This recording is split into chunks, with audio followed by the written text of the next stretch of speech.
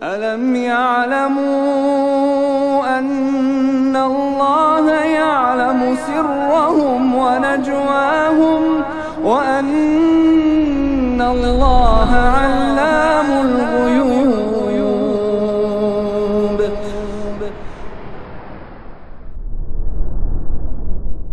صلى الله عليه وسلم. وشر الأمور محدثاتها وكل محدثة بدعة وكل بدعة ضلالة وكل ضلالة في النار. Amma ba'd. Baik, kita lanjutkan pengkajian kitab Ma'alim fi Tariq Talabil Ilm di pembahasan masalah penukilan, masih di poin saat ini poin ke-12. Saya melak halaman 231 kan? 11 masih.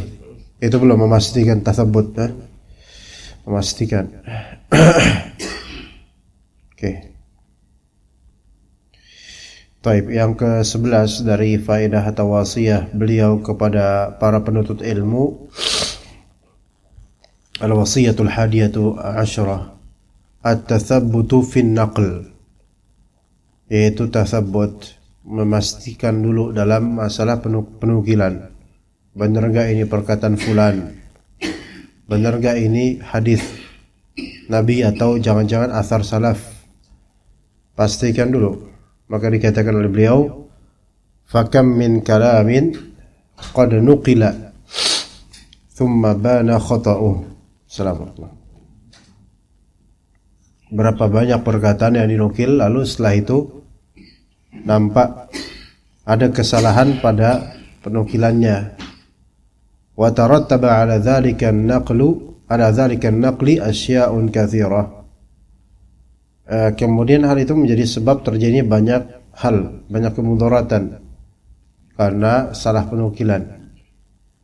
Kadang fitnah terjadi gara-gara nukilan yang salah. Apalagi kalau nukilan itu isinya negatif. Ya, talibul ilmi itu hendaknya tathabbut. Ya, apakah benar ini kalam beliau atau ini hanya tafsiran terhadap kalam beliau, begitu. Apalagi sekarang ini zaman gambar aja itu bisa nyanyi, bisa bicara, bisa dansa, bisa nari dengan teknologi AI. Ya, sampai ada di antara teknologi AI, Syekh Shalih Al-Fauzan itu berbicara suatu hal, yaitu bukan omongan dia, tapi dengan gambar dan beliau kelihatan beliau banget gitu. Padahal enggak, ini bukan beliau yang ngomong. Dengan suara persis suara beliau. Maka tathabbut fin naql ini zaman sekarang tugas tersendiri nih, Ustaz. Jadi suatu tugas ya, ikhwan. Jadi suatu fitnah tersendiri di media sosial. Kalimat-kalimat yang berseliweran, apalagi ditambah dengan video dari gambar-gambar yang bisa bergerak seolah-olah itu benar. Ini bisa menjadi fitnah juga nanti pada waktunya ketika dai-dai atau syekh-syekh dinisbatkan perkataannya pada mereka dengan bukti video, padahal itu adalah hasil dari kreasi generator AI. Ya, jadi ya subhanallah ya ikhwah, jangan mengira bahwasanya banyaknya sekarang kemudahan itu betul-betul membuat semua itu enak, enggak.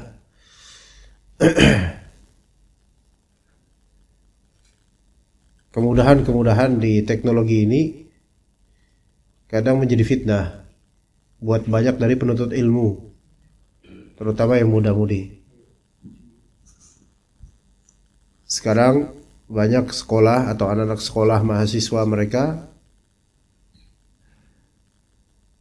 dalam membuat esai atau tulisan itu cukup minta AI untuk membuatnya dengan tema ini, sepanjang ini berapa kalimat gitu. Jadi instan sekali. Ada kebaikan di balik itu. Bagi yang betul-betul pengen belajar, pengen menggali ilmu, ini insya Allah sangat mempermudah.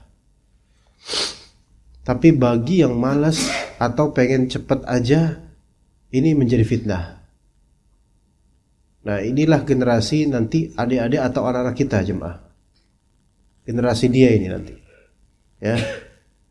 Yang semua tuh harus dipermudah. Bahkan sebagian sekolah itu harus semuanya naik kelas. Enggak ada rasib, enggak naik kelas. Nah, sekarang bagaimana seseorang bisa tabayun akan penukilan-penukilan sementara enggak pernah menghafal kalam Allah, enggak pernah menghafal hadis, enggak pernah tahu asar ulama, maka ketika dinukil dia enggak bisa memvalidasi ini benar apa enggak. Ya. Jadi syariat tabayun atau tasabbut itu syariat yang sangat agung dari zaman kapan sampai zaman kapan pun. Apalagi zaman sekarang. Kata Allah Azza wa Jalla, ya ayyuhalladzina amanu idza in ja'akum fasiqun binaba'in fatabayyanu. Wahai orang-orang beriman, jika seorang fasik datang kepadamu membawa suatu naba berita, fatabayyanu, maka tabayyunlah, telitilah kebenaran berita itu. Antusibu qauman bijahalah, agar kalian tidak mencelakakan suatu kaum karena kebodohan atau kecerobohan, jahalah. Maka di sini tidak tabayun disifati sebagai kecerobohan atau kebodohan. Fatusbihu ala ma fa'altum nadimin, ya akhirnya kalian menyesali perbuatan kalian itu karena ceroboh, karena menelan bulat-bulat kabar-kabar itu. Ya. Kemudian tabayun di pengadilan misalnya, atau ketika mungkin bukan panel formal, yaitu ketika seorang Pak RT atau mungkin Pak Ustadz atau Dai, ya ketika ada konflik antar ikhwan atau antar akhwat atau antar keluarga, maka tabayun ini penting banget itu. Karena yang ada biasanya hanya desas-desus. Ya, desas-desus. Ada sampai ikhwan, ada kisah ustadz masyhur bercerai, mungkin udah 10 tahun, lebih dari 10 tahun lalu lah kalau cerai. Yang mana kabar di antara ummahat sebab perceraian begini begitu gitu. Namun di daurah waktu orang ketemu ustadz yang bersangkutan di Al-Barkah, daurah Roja itu, ada banyak cerita sama beliau dan beliau juga banyak cerita, dan ternyata apa yang digaungkan oleh banyak dari ummahat selama 10 tahun lebih tentang perceraiannya dulu itu nggak ada yang benar. Malah yang diceritakan oleh ustadz ini ya bisa dikatakan hampir berseberangan dengan apa yang selama ini dikenang oleh beberapa ummahat. Ya subhanallah. Ternyata desas-desus di kalangan salafiyin pun itu bisa menjadi suatu nukilan-nukilan yang betul-betul bertentangan dengan realita kebenarannya. Dan orang-orang seperti ini kalau mendekam atau memendam atau menyebarkan kabar-kabar ini dikatakan oleh Allah apa? Fasiqun. Fasik. Jadi orang yang suka menelan bulat-bulat kabar, serampangan semua diterima kabar, atau yang suka menyebarkan kabar tanpa validasi, ini disebut fasik. Dan orang fasik itu tidak layak menjadi syahid, saksi. Ya. Karena bagaimana dia bisa menjadi saksi sementara dia punya track record apa-apa itu enggak tasabbut dan enggak tabayun dulu. Ya. Baik, kemudian dikatakan oleh penulis, fa idza jaa an-naqilu bi khabarin falizaman 'alaina an natabayyan. Maka jika seseorang datang membawa suatu nukilan yang mengandung kabar atau berita, seharusnya kita meng-cross check terlebih dahulu. Cross check kan dari bahasa Inggris. Cross untuk ngecek, cross to check gitu. Ya cross itu apa? Ya, cross kayak zebra cross, kita seberangin dulu untuk ngecek gitu loh. Itu namanya cross check. Atau bahasa Indonesia lainnya check and recheck. Iya. Kayak nyebrang gitu Pak, cross nih kan cross, ada zebra cross, jembatan buat penyeberangan gitu kan. Nah, check and recheck, ngecek dan ngecek ulang gitu. Assalamualaikum warahmatullahi wabarakatuh. Wa kadzalika anta idza naqalta khabaran falizaman an tatathabbat. Begitu juga antum ketika hendak menukil suatu kabar, hendaknya antum pastikan terlebih dahulu. Wa hal hadzal ladzi naqaltahu huwa qaulul mutakallimi aw al-katibi aw ma fahimtahu anta min qawli. Nah, ini penting. Harus validasi dulu. Pastikan apa berita yang antum nukil itu memang murni perkataan orangnya ini, qaulul mutakallim, perkataan langsung dari pembicara langsung, dia memang ngomong kayak gitu. Atau qaulul katib, atau antum nukil perkataan penulis langsung. Atau jangan-jangan itu au ma fahimtahu anta min qauli, itu hanya apa yang antum fahami dari perkataan tersebut. Ini hal yang beda semua. Antum mengatakan berkata Imam Al-Auza'i. Ya, di sini apakah benar itu yang antum baca persis seperti itu? Maksudnya terjemahannya seperti itu? Au ma fahimtahu anta min qawlihi. Atau yang antum jabarkan adalah apa yang antum fahami dari perkataannya, padahal enggak seperti itu, tapi antum memahami kayak gitu. Ya. Nah, ini kalau kita nisbatkan kepada Al-Auza'i perkataan yang ternyata itu bukan murni lafal dia dan terjemahan dari lafal itu bukan, melainkan apa yang antum tafsirkan dan fahami dari kalimat Al-Auza'i ini, maka hal yang beda. Antum nggak bisa mengatakan berkata Al-Auza'i karena ini perkataan antum. Katakanlah yang ana fahami dari perkataan Al-Auza'i begini. Nah, itu baru benar. Begitu. Kayak sekarang beberapa dari ikhwan itu mudah untuk menukil ini kata Ustadz Yazid, ini kata Ustadz Abdul Hakim. Karena ya beliau-beliau ini yang memang menjadi pusat perhatian dan corong, dan sebagian dari ikhwan melegitimasi dan validasi dirinya itu harus nukil dari salah satu keduanya. Entah maksudnya apa gitu. Yang mana sebentar, antum yang antum nukil ini persis kalam beliau atau yang antum fahami dari kalam beliau. Kayak yang belakangan ini misal tentang yang diviralkan masalah madhab, belajar dari matan madhab dan semisalnya. Antum semua kena karena antum belajar Kifayatul Akhyar. Ya tidak? Masih enggak? Masih belajar kitab fikih di sini, Pak? Enggak. Hah? Oh, karyawan, bukan antum. Yang dulu katanya Kifayatul Akhyar itu atau matan Abi Syuja' ya?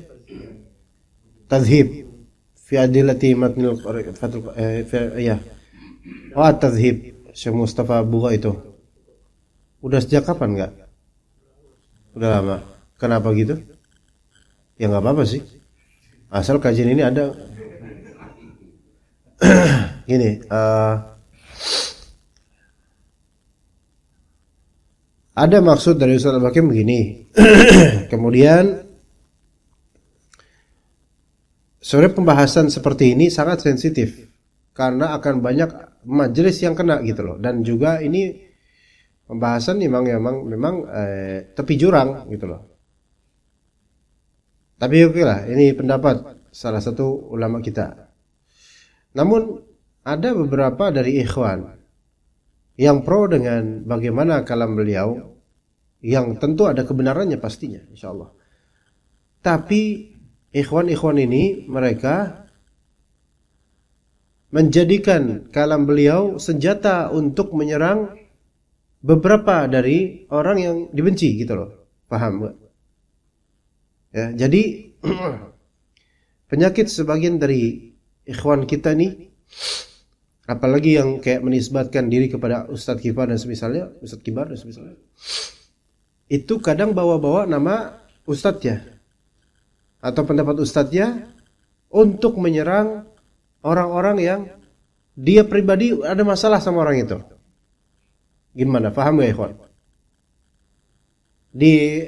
Memang benar sekarang ini ada beberapa dari orang yang memang berjubah salafi yang tapi betul-betul mau ke madhab, dan ternyata justru dengan belajar madhab malah justru mulai longgar manhajnya dan bahkan pro kepada ahlul bidah. Ini ada terjadi happening. Tapi tentu nggak semua seperti itu. Kita nggak bisa menyamaratakan karena madhab itu ada baiknya juga. Kitab-kitabnya seperti yang antum pelajari pernah di sini, tadhib itu kan dalil isinya, ya kan? Nah, maka akhirnya terbitlah penafsiran oleh orang yang ikhwan yang pengen menyerang pihak lain dengan perkataan beliau, sehingga terpahami oleh banyak dari orang lain, ikhwan rame ini permasalahan rame, terpahami dengannya, yaitu bahwasanya Ustadz Fulan memerangi madhab atau anti madhab atau begini begitu. Kesalahpahaman ini disebabkan oleh beberapa dari pasukan yang make kalam beliau untuk menyerang orang, tapi dengan penafsiran mereka sendiri gitu loh, yang bukan itu yang beliau inginkan. Seperti misal ada di antara ikhwan kita yang membuat status komparasi perbandingan antara matan Abi Syuja' dengan buku sifat salat Nabi. Ya ini beda level, beda genre, beda. This is too stupid loh. Ini terlalu stupid untuk bilang gini gitu loh. Dua kitab yang berbeda ikhwan. Dikomparasikan dan jadinya kan, oh ini hasil dari perkataannya Ustadz Abdul Hakim. Nih hasilnya ini. Orang jadi memandang justru ini blunder yang tadinya mungkin harusnya memvalidasi perkataan Ustaz Abdul Hakim, mensyarah dengan baik supaya orang paham dengan baik, tapi ini malah membuat blunder sehingga nih lihat nih hasilnya kayak gini nih. Ya. Yang kena siapa? Ya gurunya, ya Ustaz Abdul Hakim atau yang setara dengannya. Ya. Inilah pentingnya kita membedakan antara menukil dengan kita menjabarkan tafsiran versi kita terhadap perkataan orang atau ulama. Ya, antum bisa mengatakan qala al-Auza'i begini kalau memang itu selaras terjemahannya atau maknanya. Tapi ketika itu sudah pakai tafsiran antum sendiri, maka antum bilang qultu atau ma fahimtu min qaulil Auza'i, apa yang aku pahami dari perkataan Auza'i begini. Begitu ya, kawan. Oke, kita lanjut ke wasiat berikutnya. Al-wasiyatu tsaniyatu asyrah.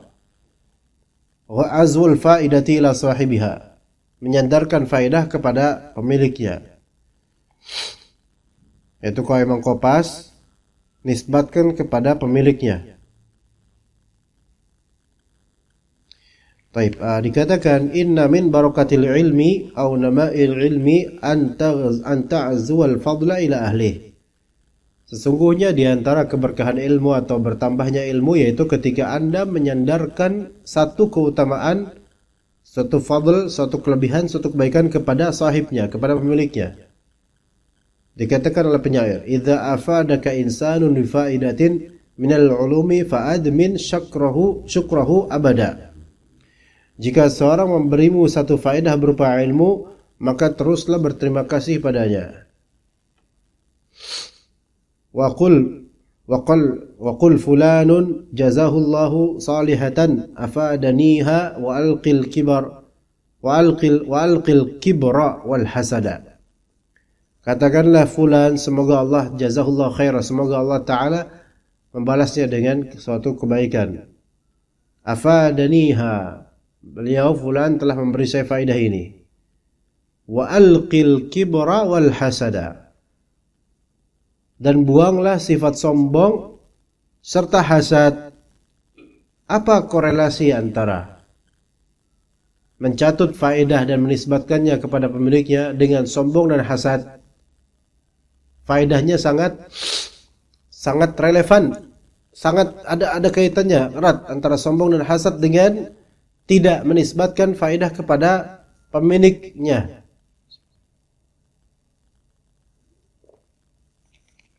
Gimana kok bisa sombong? Misal seorang dai, ya, dia tahu kalimat-kalimat ini bukan kalam dia, melainkan kalam ulama fulan atau ustadz fulan. Namun dia pengen dirinya ditinggikan dengan indahnya kalimat tersebut, padahal itu bukan kalimat dia. Maka dia ucapkan atau dia tulis kalimat tersebut dan tidak dia nisbatkan kepada qailnya. Padahal plek ketiplek gitu kayak gitu. Ya. Tapi dia nisbatkan pada dirinya. Supaya apa? Dengan ada tujuan, bukan karena enggak ada tujuan. Dengan ada tujuan bahwa saya ini gua nih, lihat. Kibr, ya, kesombongan. Lalu apa kaitannya juga antara menukil atau tidak menukil dengan hasad? Iya, bisa kaitannya besar.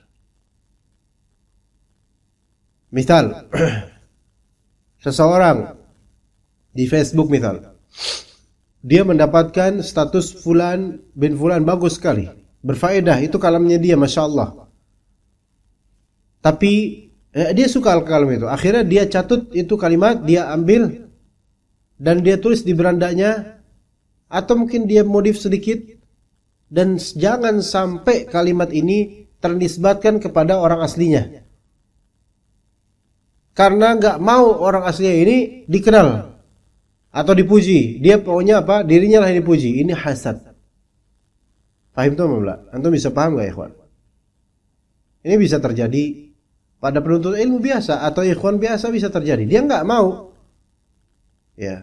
Misal lainnya, beberapa ikhwan, ya, itu ada sisi kibr, sombong, apalagi terhadap dai-dai muda. Dan meremehkan. Jadi kalau ada mungkin di bawah 40 tahun terus misalnya, maka akan dijuluki masih muda, nggak layak dan seterusnya. Ya subhanallah. Walaupun misal bergelar doktor, nggak layak ini.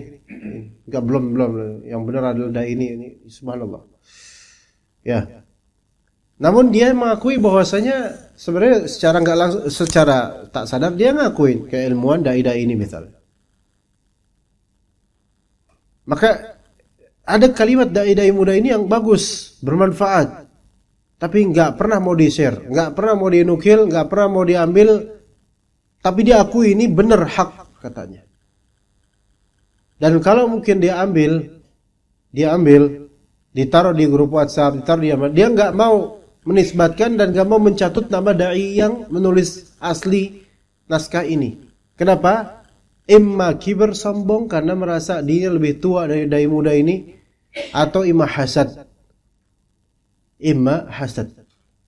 Ada hasad di dalam hatinya supaya nama dai ini tidak di blow up atau tidak dibaca oleh orang. Bisa seperti itu. Ya, jadi padahal dai ini memberikan faedah untuk dia. Ya, memberikan faedah untuk dia. Kalau kita mendapatkan faedah, ya, dan kita ingat ini faedah ini dari Ustadz Fulan, maka yang afdal kita sebut tanpa gengsi, tanpa sombong, tanpa hasad. Saya dapat faedah yang ini, Ustadz Fulan berkata yang maknanya seperti ini. Itu jika ingat, jika nggak ingat ya udah, kalam aja, bicara aja biasa. Ya. Kemudian dikatakan, la nalbasu thawba zurin. Kita tidak layak mengenakan pakaian kedustaan. Maka berpakaianlah sesuai dengan ukuran badan antum. Karena siapa yang terlalu gombrong pakaiannya, maka biasanya itu karena menutupi aibnya. Atau tidak tahu diri. Dia segitu, badannya cocok untuk ukuran S, tapi dia pakai XL. Itu kan kayak pakaian berjalan ini. atau terbang. Kayak ondel-ondel. Iya. Ketat itu nggak terlalu ketat banget, itu jelek. Apa ketat, ceking, ketat lagi. Ah, itu jelek, tulangnya kelihatan semua. Kegombrongan juga jelek gitu loh. Nah, ini umumnya orang, bukan perempuan. Yang kalau perempuan akhwat keluar ya pakai gombrong, itu lebih afdol untuk menghindari fitnah gitu kan. Tapi rata-rata kenapa orang pakai pakaian yang gombrong? Antum lihat orang yang ceking banget atau kecil atau kurus itu akan pakai pakaian yang besar agar tidak tampak kekurangan cekingnya dia. Nah, dai, talibul ilm, penuntut ilmu yang membesar-besarkan dirinya itu sedang menutupi tipisnya ilmunya. Sebenarnya begitu. Karena kalau ilmunya tinggi, dia akan pakai baju sesuai dengan ukuran dia, dan bahkan dia berusaha menyembunyikan kebaikannya. Dan itu terjadi di media sosial juga. Ada beberapa dai yang menyimpang. Sekarang menyimpang. Dulunya masih baik, sekarang menyimpang. Semoga Allah kasih hidayah kita dan mereka. Nah, dai-dai ini itu pakai baju kebesaran. Dai-dai ini ibarat kambing menanduk gunung. Kadang menghina ustaz-ustaz besar yang udah berpuluh tahun berjuang, berdakwah. Dia berusaha untuk menampakkan pakaian lebih besar daripada size ukuran ilmunya.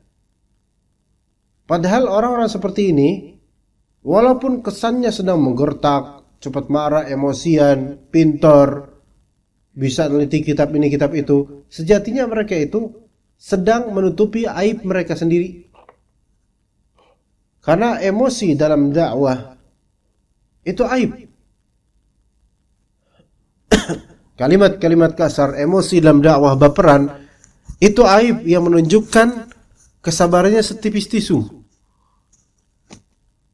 Gampang terbakar dan cepat hilang. Makanya followernya ya orang-orang yang sama gitu. Maka kita jangan pakai pakaian kedustaan. Orang-orang ini rata-rata dusta kok. Antum mungkin akan takut ikhwan ngeliat ikhwan atau ustadz yang seperti ini atau ikhwan seperti ini. Di Bekasi ada tuh. Dan mungkin sebagian antum tahu. Kasar nih minta ampun. Ustadz-ustadz kita jelek-jelekin. Bilang murjiah lah ini ada. Ini pakai pakaian kedustaan orang-orang ini. Karena komoditi pasar lisan mereka itu adalah menghina ustadz-ustadz kita.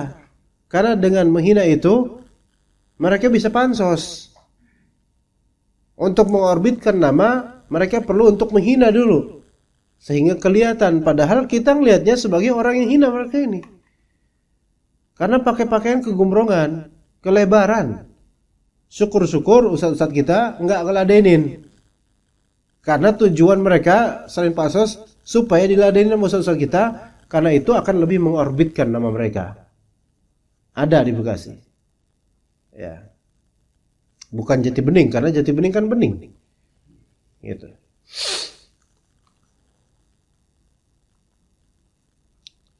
Taib, kemudian la nalbas thawba zur, jangan kita mengenakan pakaian kedustaan. Fa na'zu ila anfusina fadlan li ghairina. Lantas kemudian kita menyandarkan suatu keutamaan, disandarkan kepada kita yang mana sebenarnya keutamaan tersebut milik orang lain. Kalau antum minjem motor teman, bilang ini motor pinjaman. Ya. Kalau antum minjem jaket keren punya teman, bilang ini jaket teman bukan jaket anak. Kalau itu perkataan milik Syekh Fulan, maka jangan katakan itu antum yang mengkreasikannya. Begitu. Ya. Taib, kemudian كأن يفيدك أحد إخوانك أو أقرانك بفائدة عزيزة عليك تعبت في البحث عنها فإذا دلك عليها نسبت الفضل إلى نفسك. Misal, salah seorang teman atau saudaramu memberikan manfaat yang sangat berarti bagimu, di mana engkau telah bersusah payah mencari tahu tentangnya. Kemudian setelah teman atau saudara memberitahukan tentangnya padamu, lantas kamu pun menyadarkan keutamaan kepada dirimu sendiri. Gini, anak kasih contoh. Antum membuat artikel, ya. Nah, tapi antum nggak bisa untuk menemukan masadir atau sumber-sumber kitab yang bisa antum jadikan referensi untuk dinukil dari kitab-kitab itu. Kesulitan antum. Ini dibuka apa, bab apa, aduh bingung. Lalu ada talibul ilm lain menunjukkan ke antum, oh ini begini caranya, ini begini kitabnya, ini. Bab sekian. Wah, antum pun terbuka langsung. Yang selama ini tertutup rapat. Nggak ada kemudian di artikel yang antum susun tersebut kredit untuk teman antum ini. Padahal dia yang membuka keran dan pintu gerbang. Tanpa dia dengan izin Allah, nggak bakal antum bisa menulis titik pun bahkan. Maka syuf, di sini nggak ada kredit. Kalah sama orang-orang barat yang mereka kadang-kadang menjaga amanah ilmiah. Dan mereka kadang-kadang di akhir kalimat, credits to my friend. Syukran buat teman saya gini. Biasa gitu. Lah kita karena apa? Bisa jadi karena hasad atau karena kiber pengen sombong-sombongan. Akhirnya kita disebut ini hasil juhud dan jerih payah saya. Begitu. Ya. Dan muskilah ini, masalah seperti ini akan banyak bermunculan di sekolah-sekolah SMA dan kampus-kampus. Itu nanti antum akan lihat fenomena itu atau udah mulai sekarang teman-teman. Ini yang juga dibahas oleh orang-orang barat mengenai bagaimana dengan teknologi AI itu banyak dari mahasiswa itu membuat jurnal dan artikel, tinggal klik dalam waktu 2 detik semuanya ada tuh. Dan tinggal kopas atau tinggal kalimat-kalimatnya disalah-salahin supaya kelihatan kayak bikinan dia. Lihat orang-orang seperti ini pakai baju yang terlalu besar daripada ukuran dirinya. Akan terbukti nanti ketika presentasi. Enggak? Benar enggak teman-teman? Ikhwan. Dulu pernah kuliah enggak? Pak Win pernah kuliah duluan ya? Enggak? Oh ya udah. Jadi ketika presentasi ta'lim, ketika menjabarkan isi dari apa yang ditulis, itu nggak bisa gitu loh. Karena apa? Ini hasil nyontek lah. Orang kalau namanya orang nyontek nggak tekun belajar, disuruh jabarkan apa yang dia contek, pasti yang dijabarkan bukan isi dari contekannya, tapi gimana cara nyonteknya. Iya. Coba ayo Budi, ayo dijabarkan itu apa yang telah kamu jawab, ayo. Ini saya dapatkan dari itu, tapi diam-diam dan seterusnya. Ya malah yang dijabarkan cara nyonteknya bukan isinya. Ya. Karena belum tentu orang nyontek itu paham dengan apa yang dia contek. Dia bahkan lebih ahli dalam cara mencontek dibandingkan apa yang dia contek. Kemudian dikatakan, fal hadara al hadara. Maka berhati-hatilah. Idh yanbaghi an na'rifal haqqa li ahlihi. Di mana seyogianya kita itu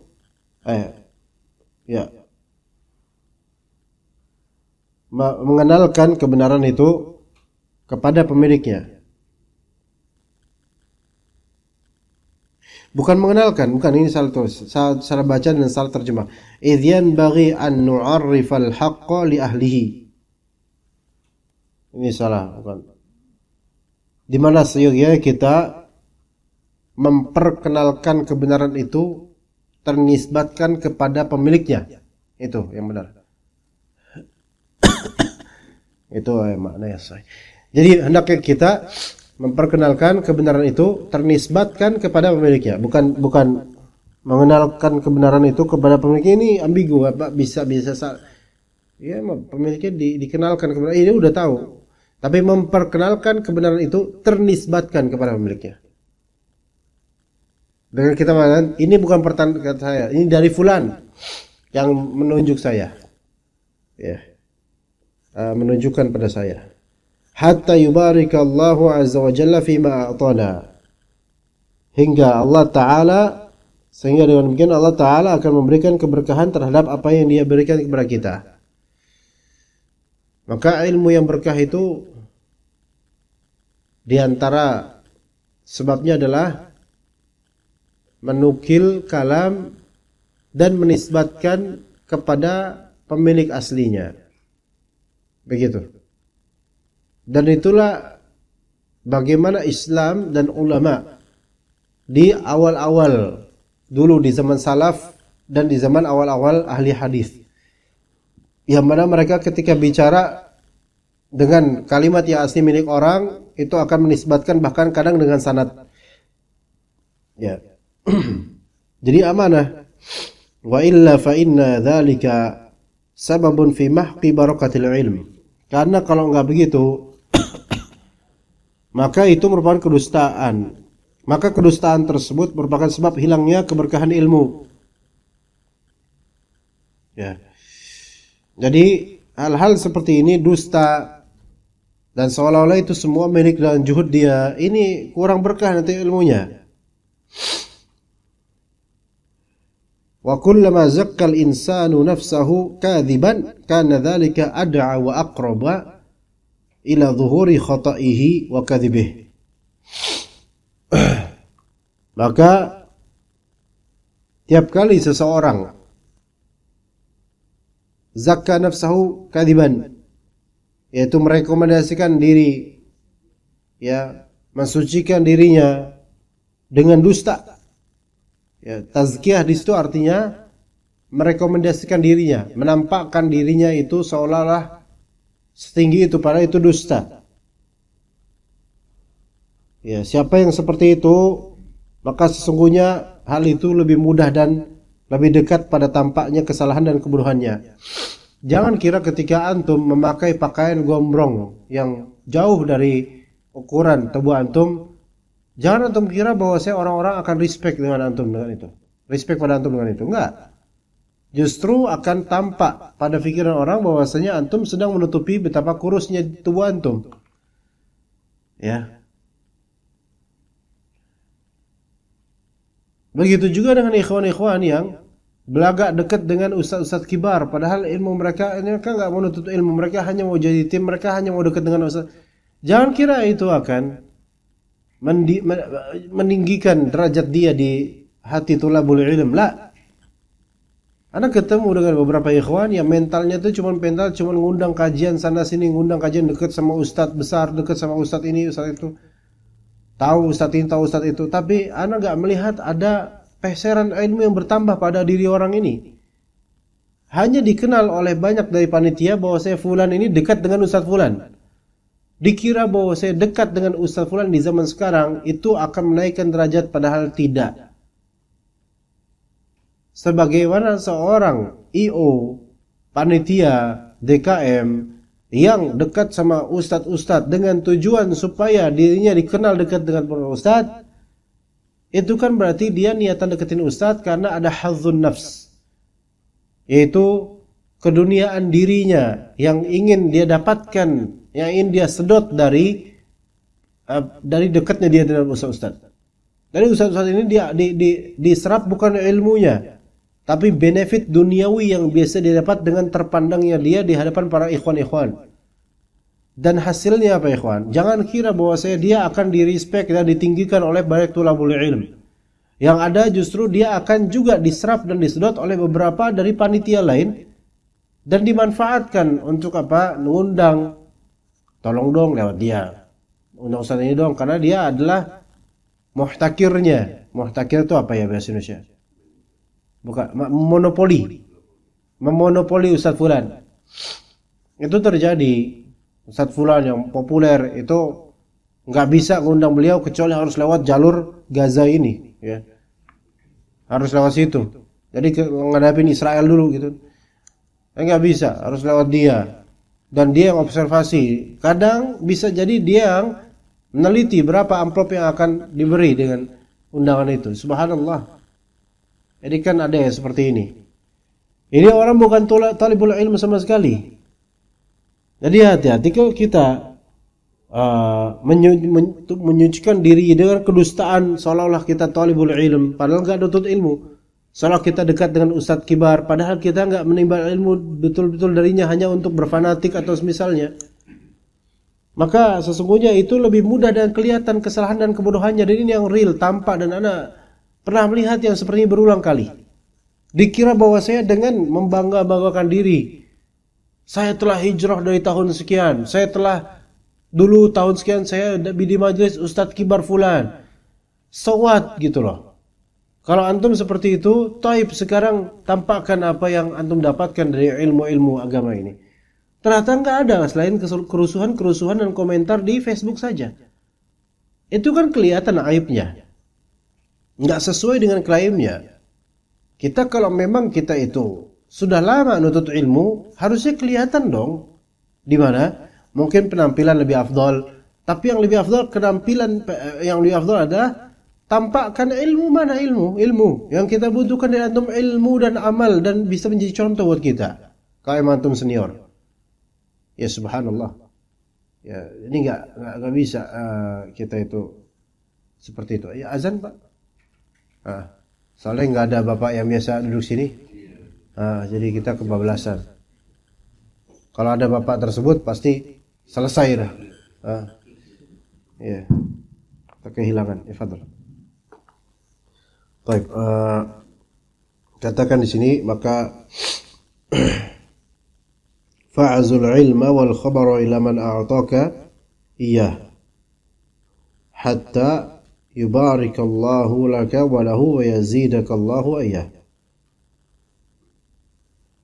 Maka sadarkanlah ilmu dan berita itu kepada orang yang menyampaikannya kepadamu, sehingga Allah Ta'ala pun memberkahimu dan juga memberkahinya, serta menambahkan ilmu untukmu dan untuknya.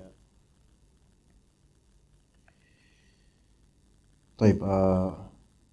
Kemudian dikatakan di sini, di kitab ini nggak ada nih semuanya. Taib. Abu Ubaidah radhiyallahu anhu berkata, di antara bentuk syukur terhadap ilmu adalah ketika engkau mendapatkan satu faedah, di mana ketika faedah itu disebutkan engkau katakan, telah tersembunyi dariku tentang hal ini dan itu, dan aku tidak memiliki ilmu sama sekali tentangnya sampai fulan yang memberikan faedah kepada saya tentang seperti ini dan itu. Ini bentuk syukur pada ilmu. Paham gak coba kayak gini? Misal antum selama ini tidak tahu apa hukumnya menggunakan PayPal misalnya, atau yang lebih ringan aja permasalahan. Apa hukumnya jual beli atau hukumnya dropship? Antum bingung.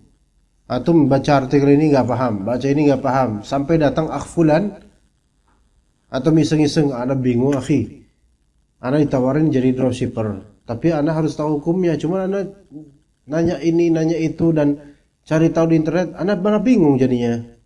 Karena mekanisme beda-beda.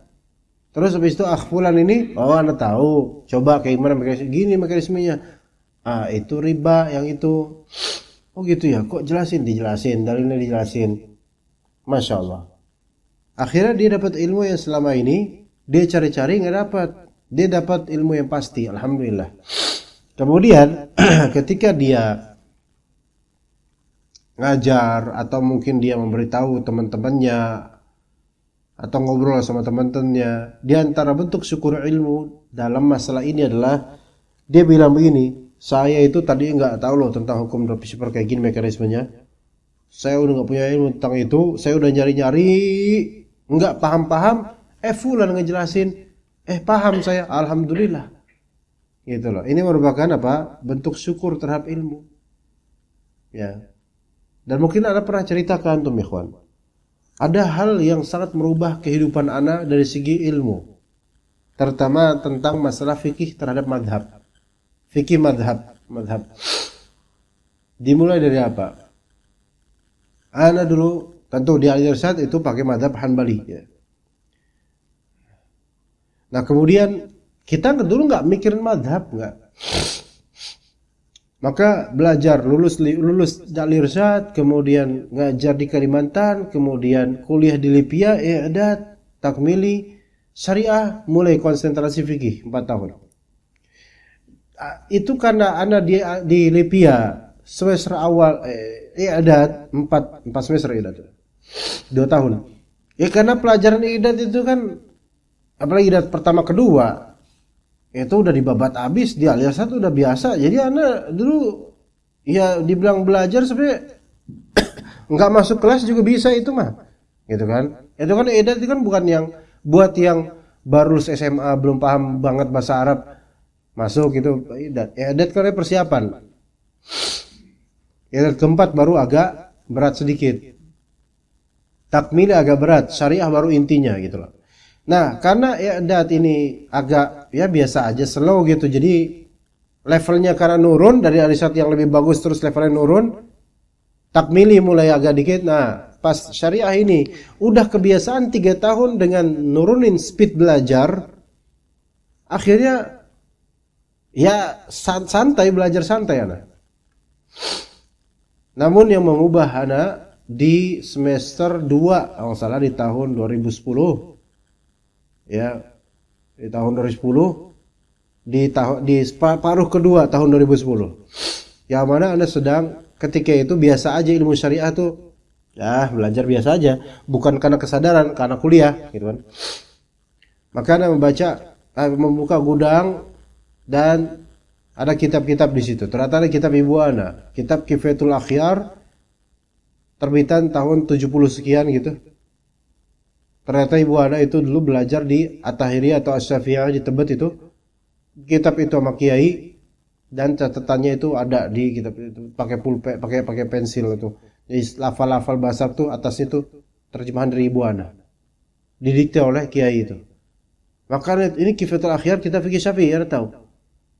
Dan kemudian Anda mulai buka dan kemudian Anda buka internet, pelajaran tentang fikih Syafi'i dan seterusnya. Akhirnya dari situlah Anda langsung betul-betul langsung berubah hari itu juga. Langsung banyak belajar mulai dari itu. Betul-betul tuasnya itu digenjot bener-bener ya. Sampai belajar maksimal. Tadinya udah ada basic di Al-Irsyad betul. Tetapi betul-betul pengubahan yang tadi lalai di tahun 2010. Ya. Dan ini Anda isbatkan ke nikmat, syukur nikmat ini. Anda isbatkan dengan cerita seperti ini. Gitu. Bukan yang ujuk-ujuk ada cerita anak tuh emang dulu berprestasi, anak enggak ngomong gitu. Anak ada masa-masanya itu futur dari ilmu karena terlalu mudah ketika itu pelajaran. Akhirnya keseringan mudah, akhirnya Allah Ta'ala tegur dengan tampaknya buku ibu Ana sehingga Anda tergugah dengan itu, terinspirasi untuk kenapa Anda enggak serius sementara ibu Ana 30 tahun lalu serius banget. Begitu. Ya. Itu diantaranya. Ya, dan juga ketika ada orang-orang nanya, antum belajar sama syekh siapa, maustad siapa? Anda bilang, selama ini Anda justru lebih banyak belajar menyimak dari para masyayikh. Karena asatidzah kita itu terlalu sibuk dengan majelis mereka dan tidak memberikan level untuk para penuntut ilmu kecuali daurah-daurah. Dan sayangnya daurah-daurah itu seringkali Anda nggak bisa datang. Maka Anda lebih memporsikan apa? Kajian-kajian kitab di YouTube dan memperbanyak untuk menyimaknya. Ya, mungkin kalau sekarang karena sangat sibuk Anda jadi belum sempat lagi karena banyak banget urusan Anda. Tapi standar Anda besar untuk menyimak kajian para masyayikh. Sehingga kalau ditanya kenapa bisa alhamdulillah Allah kasih istiqamah belajar, karena contoh dari para masyayikh. Beneran. Karena sebagaimana you are what you eat, ya, you are who you listen to. Sebagaimana antum adalah apa yang antum makan, begitu pula karakter antum adalah kepada siapa yang antum dengar atau bergaul dengannya. Ya. Kalau kita sering dengar kajian dan suka dengan Syekh Fulan atau Ustaz Fulan, maka karakter kita itu akan terbentuk seperti mereka. Gitu. Kalau antum suka nyimak Ustadz Fulan yang Kalau ngaji kitab terputus mulu, nggak jadi-jadi. 2 sesi, besoknya nggak nerusin. Maka antum akan karakternya kayak gitu juga. Tapi Anda mendapatkan para masyayikh. Dulu Anda kira bahwasanya yang paling kuat ngaji kitab itu adalah ulama-ulama NU. Memang banyak dari mereka ulama NU yang kitab itu ngaji kitabnya itu sampai bertahun-tahun kuat. Tapi itu sekarang yang tersisa nggak banyak. Kalau sekarang politik banyak sama keuntungan ini itu. Tapi yang dulu-dulu yang ngaji kitab mau datang berapa ke itu masya Allah tetap ngaji kitab istiqomah. Anak kira tuh orang doang yang bisa kayak gitu. Ternyata para ulama Saudi itu lebih kuat lagi. Kenapa coba lebih kuatnya? Ya karena emang itu didikan dahulunya kayak gitu. Satu, dan juga para ulama di Saudi itu biaya hidupnya ditopang oleh penguasa. Jadi emang nggak perlu mikirin jualan sarung sih, makanya. Iya. Makanya bisa istiqamah. Ya alhamdulillah kita ada percontohan tetap. Dan kiblat anak dalam masa ta'lim tetap gigih, tetap terus menerus serinya terusin. Itu diantara efek yang Anda dapatkan alhamdulillah karena apa? Anda melihat para syekh Saudi ini para syekh ini mereka betul-betul istiqomah ngaji kitab, ikhwan. Itu berpengaruh pada diri Anda dan keteguhan dan juga istiqomahnya. Mau hujan, kadang-kadang terabas, sejauh apa jabanin. Asal istiqomahin. Dan ternyata efek dari istiqomah ngaji gitu, hatta mungkin sedikit ya ini, itu efeknya itu besar buat keberkahan ilmu. Besar. Kadang penonton di YouTube itu yang live streaming nggak tahu berapa yang hadir di kajian Anda. Mereka mengira yang hadir banyak di kajian kitab tertentu. Sampai Anda merasakan pernah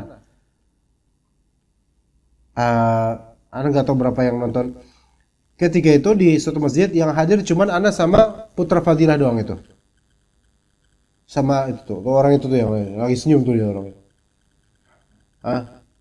Dari masjid kajian.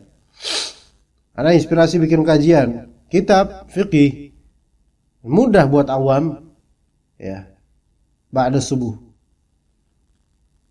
Dah selesai subuh, udah siapin meja.